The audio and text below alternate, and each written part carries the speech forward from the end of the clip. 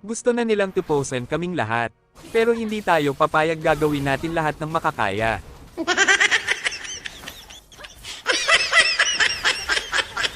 Galit talaga sa akin si Mia, gusto na talaga niya akong tapasan.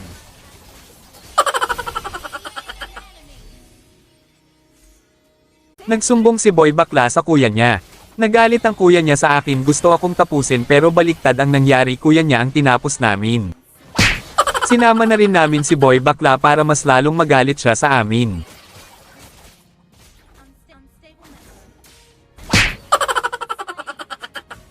Magpapas lang sana ako kaso ang ating si Boy bakla kaya napites namin siya.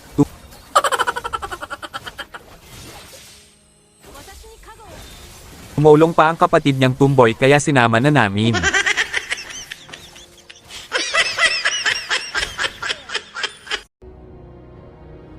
Dito nakita namin si Tegrel, pinagtulungan namin kaya nakatulog siya.